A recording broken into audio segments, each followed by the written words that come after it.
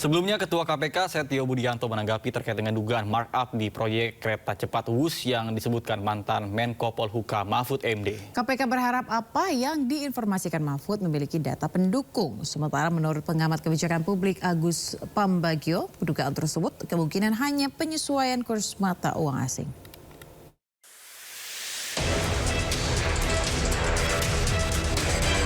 Ketua Komisi Pemberantasan Korupsi KPK Setio Budianto angkat suara merespon mantan Menko Polhukam Mahfud MD terkait dugaan markup di proyek kereta cepat Jakarta-Bandung Wush.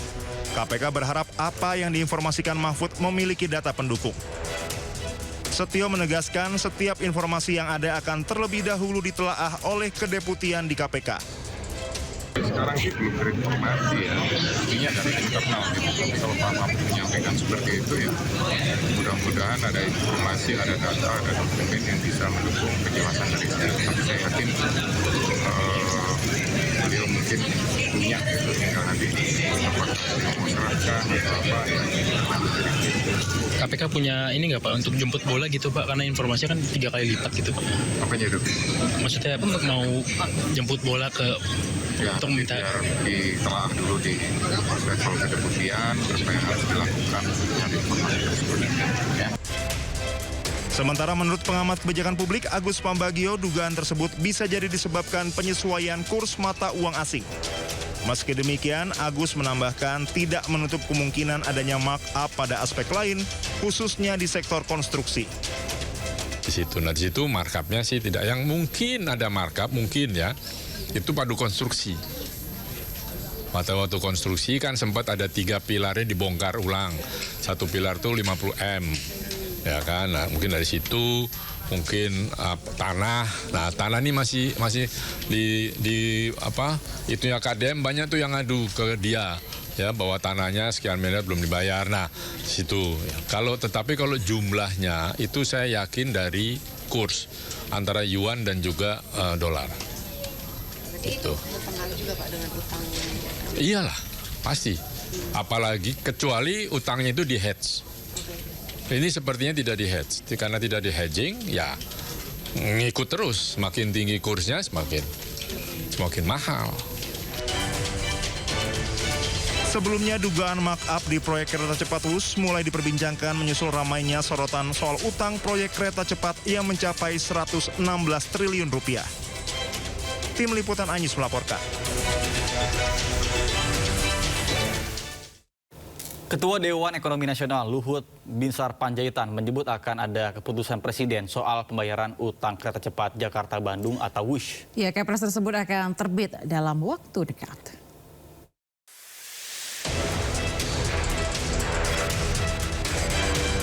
Ketua Dewan Ekonomi Nasional Luhut Binsar Panjaitan mengungkapkan permasalahan utang proyek kereta cepat Jakarta-Bandung serupa dengan proyek LRT Jabodebek. Luhut telah mengusulkan skema pembayaran utang kereta cepat Jakarta-Bandung kepada CEO Danantara Rosan Ruslani. Bahkan ia percaya diri dalam waktu dekat akan terbit Kepres tentang hal tersebut. Nunggu Kepres saja, ada Kepres dari Presiden mengenai timnya, dan saya sudah koordinasi dengan Pak Rosan. Karena dulu saya yang nanganin, jadi supaya berlanjut, saya sudah beritahu Pak Rosan, dan Pak Rosan juga sudah sepakat untuk segera kita tangani bersama-sama. Dipakai dividen, Nanti kita lihatlah, sama dengan LRT mungkin ada gap-nya itu berapa triliun, nanti dari situ kita cicil, sehingga dengan itu nanti bisa jalan. Tapi ingat ya, tidak ada public transportasi itu di dunia ini yang menguntungkan. Selalu banyak subsidi pemerintah, tapi tentu harus subsidi yang betul-betul terukur. Di sisi lain, mantan Menko Polhukam Mahfud MD menilai ada dugaan markup dalam proyek kereta cepat Jakarta-Bandung. Padahal saat itu banyak pihak yang menolak pembangunan proyek kereta cepat. Hal itu bisa menjadi celah untuk mengungkap dugaan pelanggaran hukum terjadi pada proyek ambisius era Jokowi tersebut.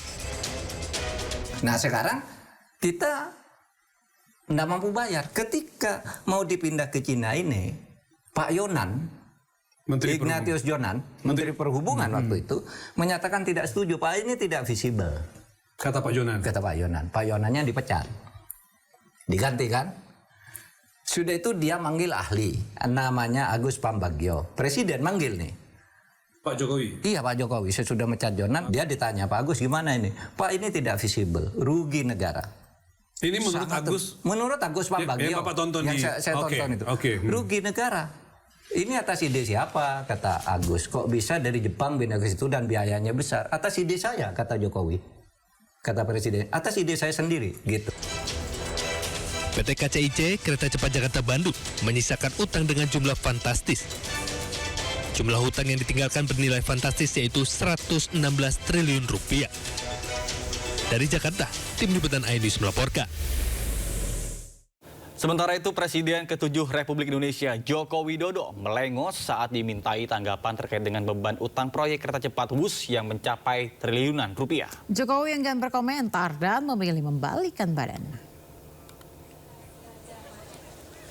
Hari Jumat saat menghadiri Disnatalis Fakultas Kehutanan UGM Yogyakarta, Presiden ke-7 RI Jokowi ditanya terkait kereta cepat WUS.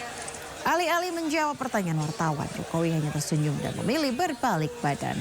Ia enggan berkomentar dan kembali berbaur serta menyalami sejumlah alumnus Fakultas Kehutanan UGM Yogyakarta.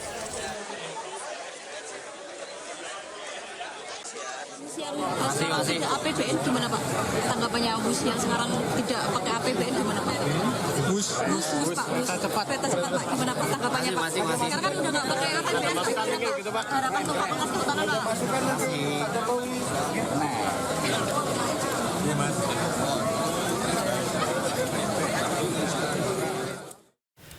Presiden Prabowo Subianto mengimbau anggota Kabinet Merah Putih agar bekerja dengan benar. Ia tidak segan untuk mengganti jika peringatannya tidak diindahkan.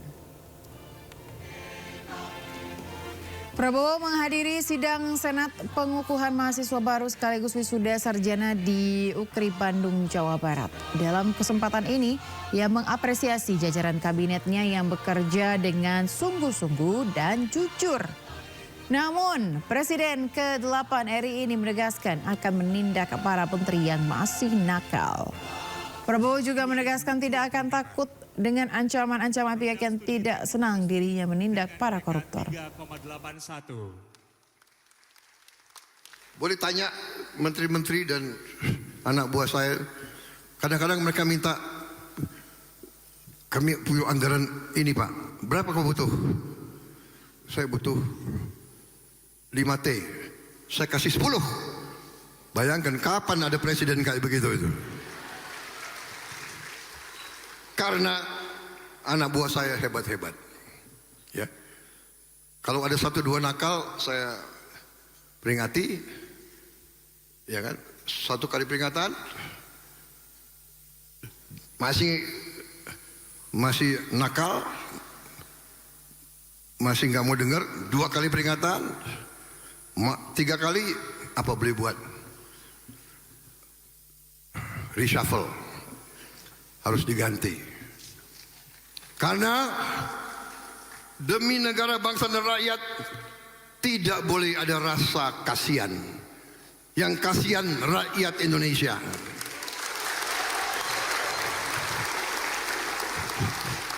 Saya nggak apa-apa dibenci, asal rakyat saya tidak benci saya. Kalau saya dibenci oleh maling-maling, koruptor, manipulator, penipu-penipu yang serakah, nggak apa-apa, nggak ada urusan. Saya dikasih peringatan, Pak, hati-hati loh Pak, mereka uangnya banyak, mereka bisa bayar demo, nggak ada urusan. Yang penting rakyat Indonesia mendukung saya tidak ragu-ragu. Saya tidak ragu-ragu, saya akan hadapi koruptor-koruptor dan maling-maling, saya hadapi bersama saudara-saudara. Saya yakin rakyat Indonesia di belakang saya percaya itu. Presiden Prabowo Subianto ingatkan anak muda Indonesia jangan takut gagal di setiap keadaan. Hal itu disampaikan saat memberikan orasi ilmiah pada momen wisuda dan Disnatalis Universitas Kebangsaan Republik Indonesia pada Sabtu siang. Presiden Prabowo Subianto menghadiri momen wisuda dan Disnatalis Universitas Kebangsaan Republik Indonesia di Bandung, Jawa Barat, Sabtu siang. Pada kesempatan tersebut, Prabowo menyampaikan orasi ilmiahnya di hadapan para wisudawan. Prabowo mengingatkan anak muda Indonesia harus berani dan tidak takut gagal. Kalian sebagai anak muda harus berani menatap masa depan dengan tantangannya bahwa hidup tidak gampang, hidup penuh perjuangan, penuh tantangan, penuh kesulitan. Dalam orasinya, Prabowo juga menyampaikan soal kesuksesan program makan bergizi gratis.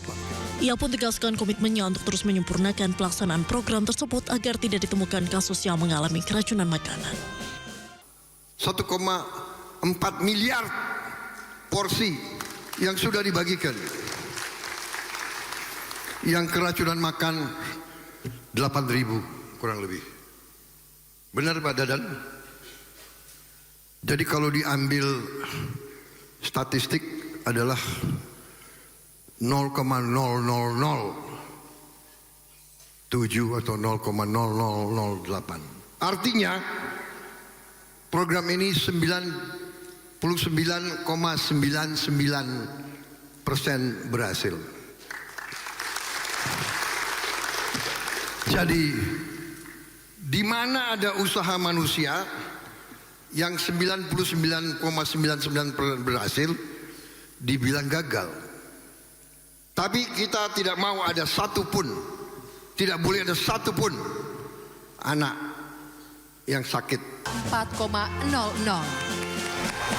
Presiden Prabowo pun sampaikan dirinya optimistis 1 tahun kepemimpinannya telah berjalan sesuai dengan apa yang direncanakan. Dari Bandung, Jawa Barat, Tim Liputan News melaporkan. Heboh di media sosial, penampakan tambang pasir di belakang SMA Negeri 1 Cimarga, Kabupaten Lebak, Banten. Informasinya sesaat lagi pemirsa, tetaplah